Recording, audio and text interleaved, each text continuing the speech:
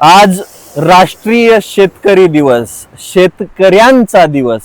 पण शेतकरी म्हणून घेणं एवढं सोपं नाहीये.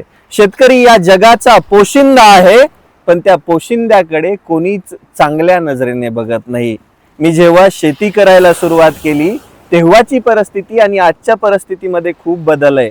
मला माझ्या आयुष्यामध्ये डॉक्टर व्हायचं होतं, पण नाही होता आलं, कारण की माझ्या बापाला मला पाहिजे तेवढे पैसे पुरवता आले नाहीत. त्यांच्यावरती राग कधीच नव्हता, पण त्यांच्यासाठीच लढायचं होतं. शेवटपर्यंत मी लढलो, मी जिंकलो. पण आज सर्व दूर ही शेती पसरवली आहे.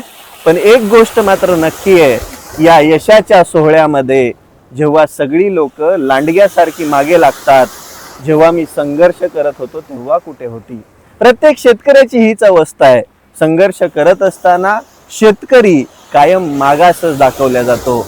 शेतकऱ्याकडे बघण्याचा दृष्टिकोन कायम मागासच राहिलेला आहे आणि त्याच्यामुळेच मी लढत आहे. मला त्या प्रत्येक शेतकऱ्याला सन्मानाचे दिवस आणून द्यायचे म्हणून लढत आहे. पण ते लढत असताना काही बांडगुळ मागे ओढण्याचा प्रयत्न करतात.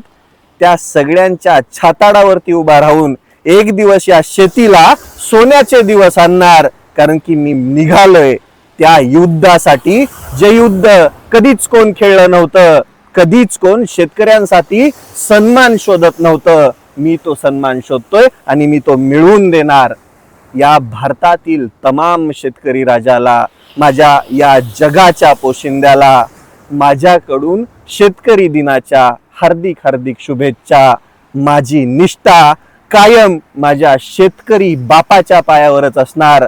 हा रविराज कायम लढणार, संघर्ष करणार शेतकऱ्यांसाठीच. बस हेच सांगायचं आहे.